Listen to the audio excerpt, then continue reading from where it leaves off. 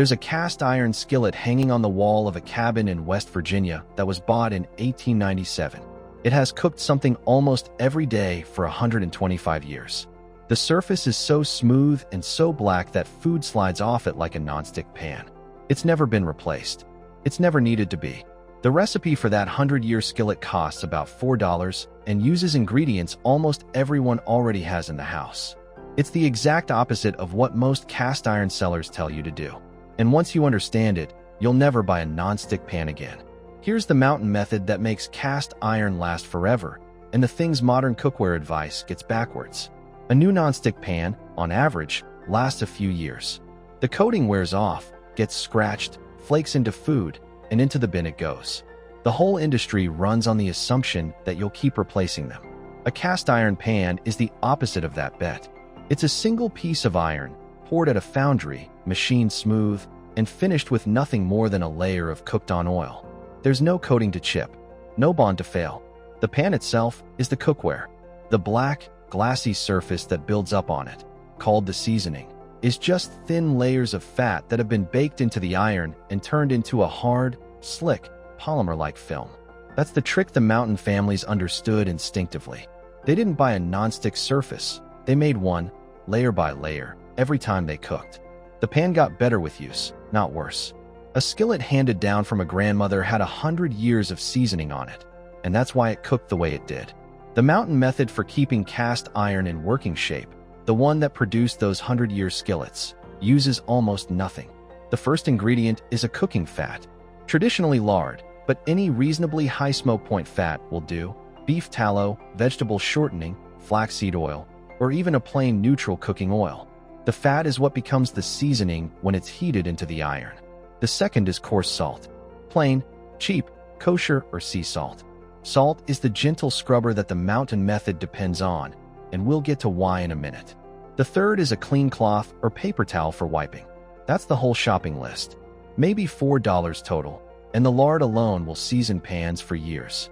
Here's the method, the way the old hands did it, and the way it still works today. To season a brand new or stripped pan, you bake oil into it.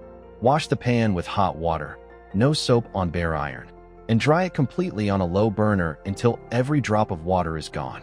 Cold iron rusts. Dry, warm iron doesn't. Once dry, rub a very thin layer of fat over every surface. Inside, outside, handle, bottom. The key word is thin.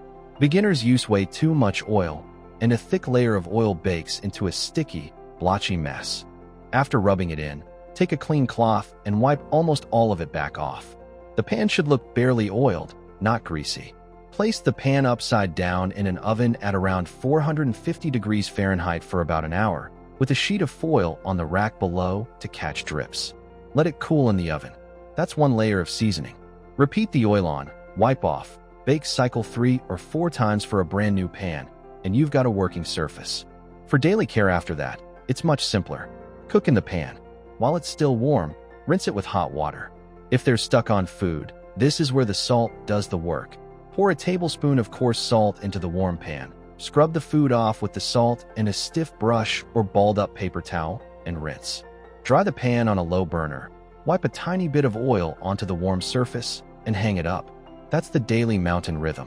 Cook, salt scrub, dry on heat, oil thin, store. Each pass adds another microscopic layer of seasoning. Over a year, the pan gets smoother. Over a decade, it gets glassy. Over a century, it gets to be the heirloom on the cabin wall. If this is the kind of Mountain knowledge you want more of, our free Appalachian Almanac goes out every Sunday. One real method, sourced and tested, in your inbox. Links in the description. Now, the modern advice that gets this backwards. A few stubborn pieces of modern advice will kill a cast iron pan faster than anything the Mountain families ever did. Worth naming them clearly. Don't put cast iron in a dishwasher. The harsh detergent and the long water exposure will strip the seasoning right off and rust the pan. Don't soak cast iron in a sink full of water, same problem. Don't put it away wet, ever. That's how the rust starts. The soap question is less black and white than most people think. A small amount of mild dish soap with hot water won't destroy a well-seasoned pan. Modern soap isn't as harsh as the old lye soap the original advice was reacting to. But you don't need it, and the mountain method skips it. Hot water and salt do the cleaning. If you're going to use a drop of soap for something particularly greasy, that's fine. Just dry the pan on heat right after and re-oil it. The other common mistake is too much oil. People here season the pan and slather oil on like they're greasing a roasting tin. A thick coat of oil doesn't seal into a hard surface. It bakes into a sticky, gummy film that flakes off. Thin layers, wiped almost off. Multiple bakes. That's the whole secret. A few other small things that matter. Don't cook a lot of highly acidic foods, like a long tomato sauce simmer, in a brand new or poorly seasoned pan. The acid will eat through thin seasoning and pit the surface. Once a pan has a thick, well-developed coat, the occasional tomato sauce is fine. And never quench a hot cast iron pan in cold water. Thermal shock can crack the iron. Let it cool on its own, then rinse. If you've inherited a pan in rough shape, or rescued one from a flea market with a layer of rust on it, it can almost always be brought back. This is one of the great things about cast iron. Almost nothing is unrecoverable. Scrub the rust off with steel wool or a chainmail scrubber under hot water. Don't be precious about it. The iron underneath is fine.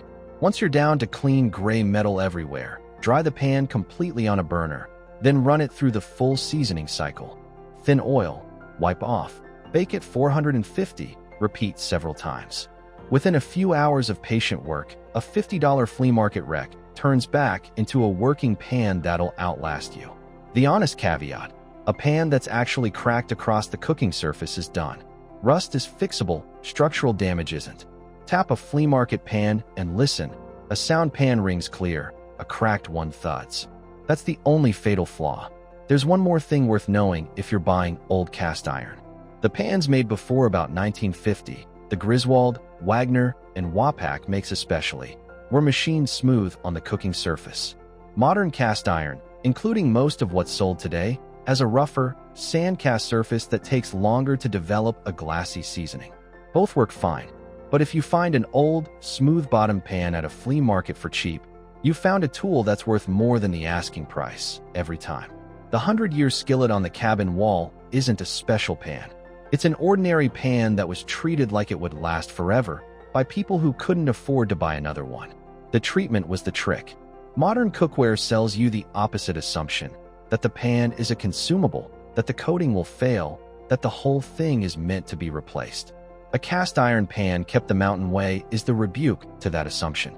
$4 in supplies. A few minutes a day. A lifetime of cooking, then a lifetime more for whoever inherits it. The wider lesson is the same one we keep coming back to in these videos. The mountain families bought once and maintained patiently. We buy often and maintain poorly. Their kitchen tools outlasted them. Ours don't make it to the end of the warranty. The cast iron pan is the clearest single example of what the difference looks like over 100 years. One approach leaves you with an heirloom. The other leaves you with a trash can full of last year's pans. One pan, 100 years. $4 a year. If that, to keep it perfect. That's the Appalachian way of owning a thing. The chemistry of seasoning, the historical references on Appalachian cookware, and a starter shopping list are linked in the description. If you want all of these mountain methods in one place, the Appalachian Way Field Guide has 47 of them with the original sources behind each one. Link below. Real methods, real sources, real history. That's the Appalachian Way. We'll see you Wednesday.